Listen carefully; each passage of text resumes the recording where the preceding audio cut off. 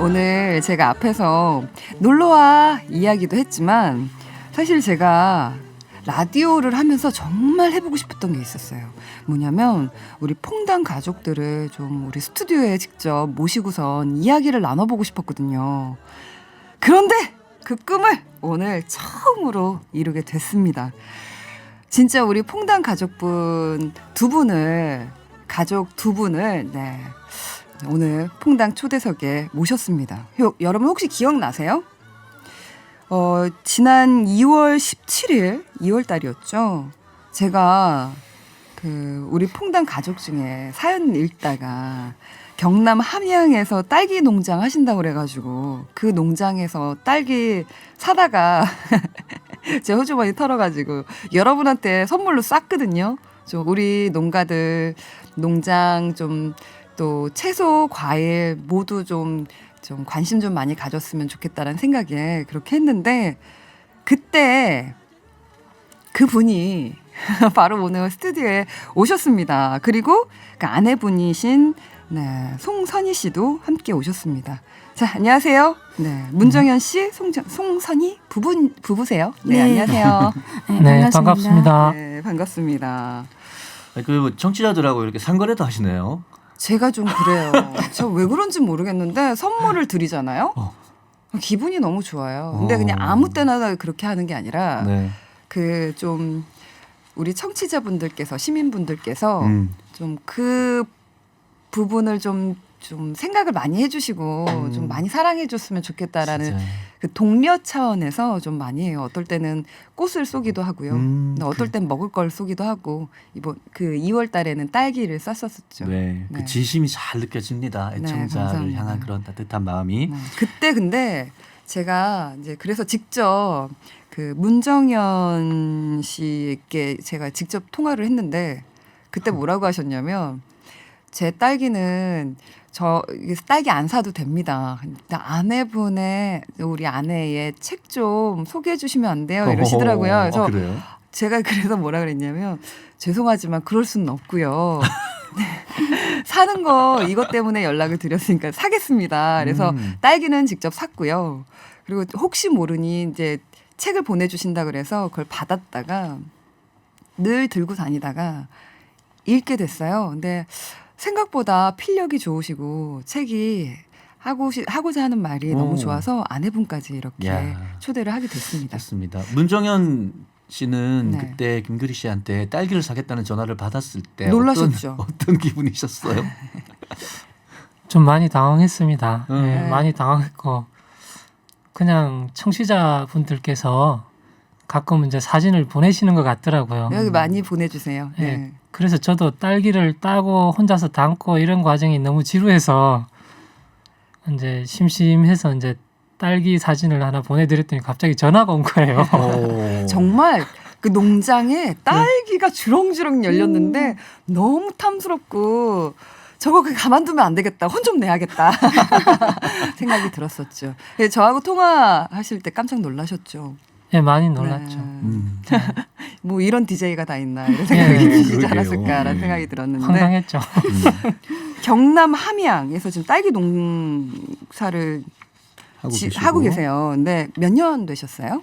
지금은 이제 6년 차입니다. 6년 차. 예.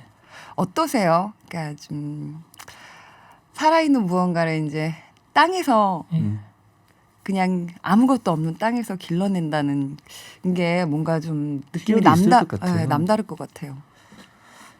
네, 좀 처음에는 이제 판타지를 가지고 시작을 했는데 네. 하면 할수록 이제 힘들고. 하면 할수록 예. 힘들어요? 아니, 딸기가 기르기가 어렵습니까? 예, 딸기가 여러 농작물 중에 조금 진입 장벽이 있는 편입니다. 딸기가. 그래서 가격도 유지가 되는 편인데 뭐 한 2번 정도 망했죠. 초반부터 잘하셨던 건 아니에요, 그렇죠? 네, 초반 첫 해는 잘했는데 네. 두 번째 완전히 망했어요. 그랬었군요. 6년이라는 시간이 딱 그런 것 같아요. 금방 한지 얼마 안 된 건 아니면서 네. 또 아주 오래된 게 아니기 때문에 한참 지금 이제 뭐 딸기 농사에 대해서 성장하고 있는 과정이 아니실까. 몇 그래서 번? 책 제목도 그런 건가 봐요. 그런 것 같아요. 그 그 우선은 그 5번째 수확을 하셨다고요? 예. 이제 딸기가 이제 거의 끝물이죠. 예, 건물이고 이제 한 네. 2주, 2, 3주 남았습니다. 2, 3주 남았어요. 예. 그러면은 근데 그 문정현 씨께서 지금 딸기 농사를 지으시는데요. 도매로 하신다고. 네, 그래서- 서울로 전량 갑니다. 네, 그래서 그때 제가 부탁을 드렸을 때도 개개인한테 팔지는 않는데라고 되게 머뭇머뭇하셨었어요. 근데 그때 그냥 손수 다 한 명분 한 명분 이렇게 손수 포장을 해서 보내주셨죠. 예, 이제 주변에 이제 지인분 중에 이제 개인 판매 하시는 분이 계셔서 그분한테 이제 포장 용기를 구해서 이제 다 개인적으로 담아서 돈 좀 보내드렸습니다. 사가지고. 예, 그러니까 딸기 농가에서 네. 소포장을 하는 게 아닌가 보네요. 그러니까 도매로 하시니까 그냥 오. 통으로 그냥 보내시나 봐요. 그러니까 그렇군요.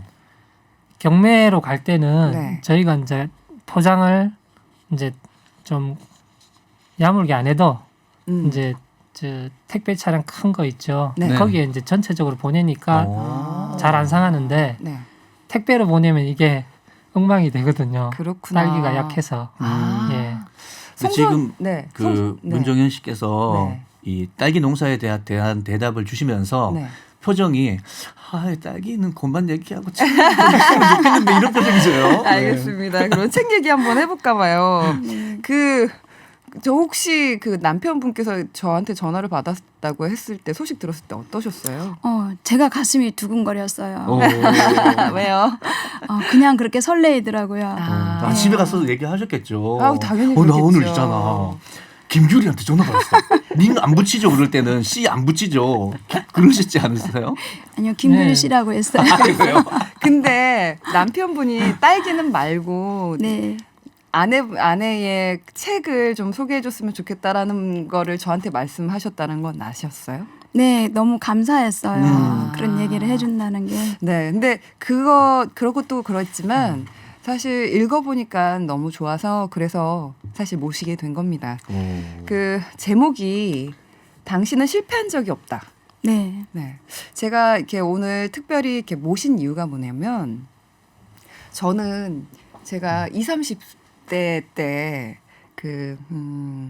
실패 이게 마지막이다 항상 이게 낭떠러지다라고 생각하면서 살아왔는데 항상 나는 내 인생을 실패했나 아닌가 이걸로 20, 30대를 좀 보냈던 것 같아서 그래서 같은 부분이 아프거나 혹은 그걸로 고민을 가지고 있는 분들한테 좀 도움이 되지 않을까 해서 이렇게 모시게 됐습니다. 이 책은 어떤 책인가요?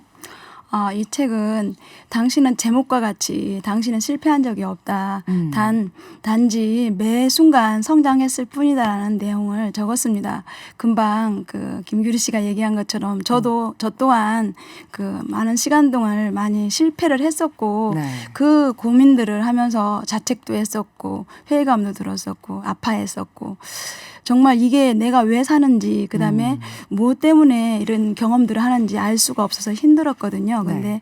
시간이 지나서 돌이켜 나서 보니까 그 시간들이 나에게 굉장히 많은 것들을 준 지혜를 줬던 기간이었어요. 그래서 그 시간을 생각하면서 내가 많은 위로를 받았거든요.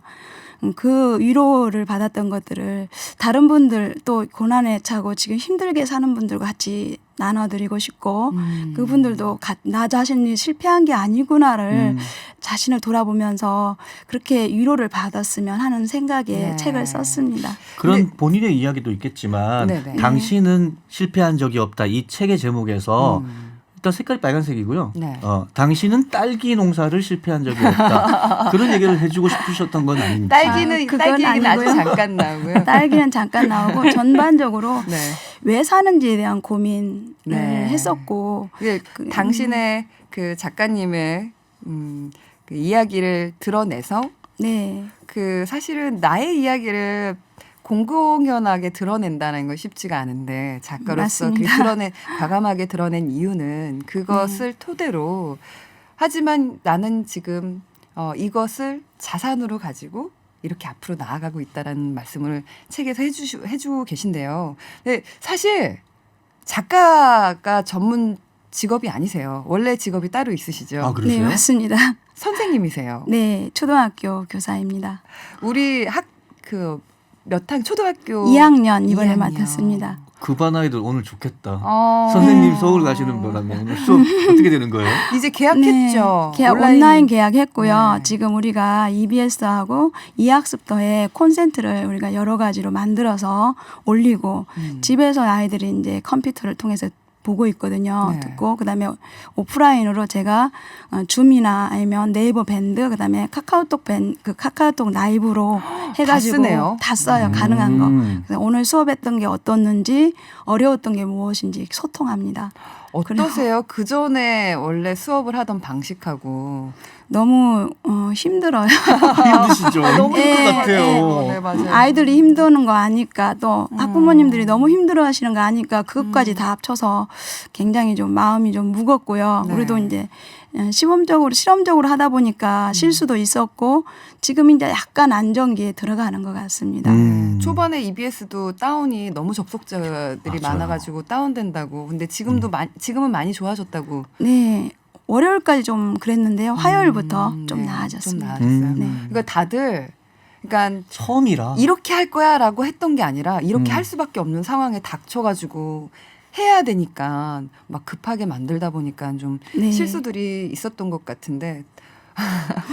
그래서 네. 저희 같은 경우는 이제 일주일에 한 번 네. 그 학습지를 만들고 또 그 동화책을 갖다 전달해 책들을 이제 아이에 맞게 골라서 일주일에 한 번 드라이브 스루로 네. 방문을 해서 아 그래요? 갖다 줍니다. 송선희 선생님의 그 우리 학급의 학생들은 오늘 방송 나오는 거 알고 계세요? 아, 모릅니다. 제가 예, 학교에만 관리자분께서만 말씀드리고 왔습니다. 근데 아이들이 우리 선생님이 책도 쓰시네라는 것도 알고 있나요? 그것도 모릅니다. 예, 그거 학부모님한테도 얘기 안 했습니다. 청렴에 그렇군요. 걸릴 수 있어서. 아 그렇군요. 아, 그럴 수 있겠네요. 네네. 지금 7476님이 제가 네. 중학교까지 함양서 살다가 왔는데요. 이분들이 동네 우리 동네 분들이라고요. 대박입니다. 낚시하러 왔다가 그냥 방송 듣고 누워 있어요. 아유, 반갑습니다. 반갑습니다. 집에 돌아가시면 선물이 가 있을 거예요. 아, 근데 진짜 오늘 아침에 새벽 일찍 오셨겠네요? 고생하셨죠. 네, 새벽 3시에 출발하셨네요. 4시 넘어서 아, 출발했습니다. 어우. 네. 이 책에서요. 당신은 실패한 적이 없다. 매 순간이 지혜를 얻었던 순간이었을 뿐이다. 이거는 어떤 의미에서 이렇게 문구를 쓰셨나요? 그 책 그 얘기는 사실은 제가 그 만든 말은 아니고 고대 지혜학교 남타 선생님이라는 그분이 얘기한 것이고요. 그 얘기를 곰곰이 돌이켜 보면 대부분 사람들이 자신의 삶들이 살아왔던 것들을 경험을 생각해 보면 내가 성장했던 자양분이었다라고 얘기를 많이 하고 계세요. 네. 그래서 그게 정말 나의 삶을 돌이켜봐도 맞고 사람들 주변에 있는 분들도 봐도 맞기 때문에 이 내용을 한번 가지고 써봐야겠다라고 생각을 해서 먼저 제목부터 정하고 글을 썼습니다. 근데 이렇게 이렇게 성공했다고 얘기할 수는 없지만 네. 그 어떻게 보면 전 이게 읽다가 이 부분을 되게 공감을 많이 했던 게 열등감. 네, 맞아요. 어렸을 때 성장하면서 그 틈새 느꼈던 나의 열등감이 저는 정말 열등감 덩어리였거든요. 저도 그랬습니다. 그래서 나는 왜 이것도 안 되지? 나는 왜 저렇지? 우리 집은 왜 이렇지? 막 이러면서 정말 열등감 덩어리여서 그 부끄러움에 이렇게 좀 양지로 나가지 못하고 그늘에만 있는 걸 좀 안정적으로 생각을 하고 혼자 있는 게 편하고 그랬던 친구였는데 근데 열등감에서 멈추지 않고 열등감을 가리기 위한 행동들을 하다 보니까 그게 능력이 되기도 하고 그렇더라고요. 지금의 제가 이 자리에 있을 수 있었던 거는 모든 그 바탕을 토대로 여기 있게 됐는데 그 열등감 이야기도 해주세요. 책 안에서. 아, 예. 저는 정말로 네. 어렸을 때 키도 작고 꼬꼬마였고 또 잘 하는 것도 좀 없었어요. 제가 볼 때는 공부에 관심도 없고 멍하니 머릿속에서 다른 공상하는 걸 좋아하는 아이였다 보니까 네. 그 여러 가지로 이제 떨어졌어요. 그래서 조용한 아이다 보니까 열등감이 좀 심했고요. 그것들을 계속 갖고 살다가 내가 정말 지적인 욕구가 열등감 때문에 생겼고 그래서 공부를 좀 더 하게 됐고 교사까지 오게 됐고 네. 또 교사가 돼서도 그 공부라는 게 학교에서 뭐 강요된 공부가 아니라 내가 하고 싶은 공부를 하다 보니까 공부가 재밌어졌어요.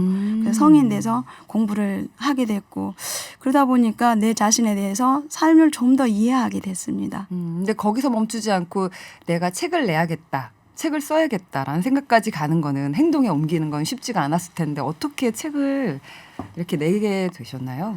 네, 책은요. 어느 날 우리 친구가 저에게 책을 한번 내는 게 어때라고 얘기를 하더라고요. 원래 글을 잘 쓰셨나요? 남편분한테 여쭤봐야 되겠다. 석사 논문 쓴 것까지는 알고 있는데 그거랑 이거랑 다르지 않아요? 아니요 그것도 그래도, 네.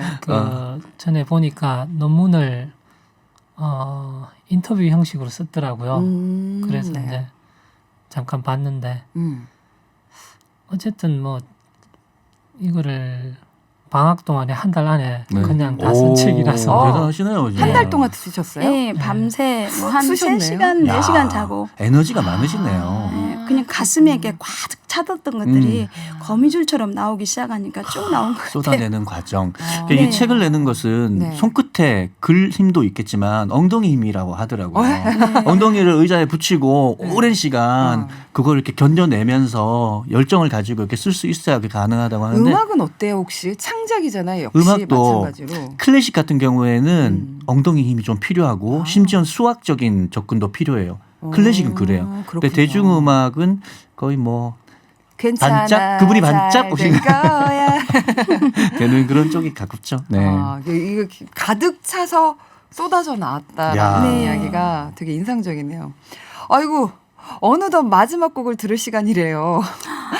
이야기 더 듣고 싶은데. 근데 네. 제가 꼭 드리고 싶은 이야기는 네. 당신은 실패한 적이 없다라는 책을 쓰셨는데 송선희 본인께서는 네. 얼핏 보면 교대 졸업하시고 석사 박사 과정까지 하시고 지금 교사하시면 그냥 안정된 그 일상을 사시는 분 아니야라고 하시는데 여기 이렇게 보면 본의 아니게 해직 기간도 한 5년 정도 있으셨고 여러 가지 어떤 삶의 굴곡 같은 것들이 많이 있으셨네요. 네, 그래서 네. 그런 네. 인생의 경험들이 담겨 있는 책이라는 것 여러분들에게 알려드리고 싶습니다. 자 마지막으로 두 분 한마디씩 부탁드릴게요. 이렇게 오기 힘들으셨을 텐데 먼 길 와주셔서 감사하고요. 예 초대해 주셔서 너무 감사하고요. 그리고 자 퐁당퐁당 많이 청취해 주시고 아이고 감사합니다. 또 사연도 많이 보내주시고 또 기회가 되면 저처럼 또 뜬금없이 네 예, 이렇게 라디오에. 모시고 싶어요 사실. 예, 네 우리가 살아가는 이야기 이렇게. 예 이상입니다. 네 문정현 씨였고요. 송선희 씨. 네, 지금 코로나19로 저는 먼저 학부모님과 우리 아이들이 먼저 생각이 나고요. 네. 그리고 많은 분들이 힘들어 하시는데 이 시간들을 힘든 시간들이 지나가면 또 다른 길이 열리리라고 생각합니다. 그 희망을 가지고 잘 견디고 잘 건강하게 됐으면 좋겠습니다. 네. 작가님께서 이런 말을 해요. 나는 새를 참 좋아하는데 이 몸이 새라면 날아가리. 저 건너 보이는 작은 섬까지. 어쩌면 책은 작가님의 건너가고 싶은 그곳 작은 섬이 아니었을까. 그리고 책은 그 날개짓 거기까지 가기 위한 날개짓이 아니었을까라는 생각이 듭니다. 꿈을 향해서 날아가는 비상하는 여러분들을 모두를 응원합니다. 자 오늘도 멋진 하루 만드시고요. 오늘 네. 함께해 주셔서 감사합니다. 재밌었습니다. 우리 목요일마다 함께해요. 네. 문정현 씨, 예. 딸기들한테 제가 서울에서 만나잔다고 좀 전해주십시오. 예, 알겠습니다. 네, 우리는 내일 만나요. 조심히 들어가세요, 여러분. 안녕. 안녕. 반갑습니다.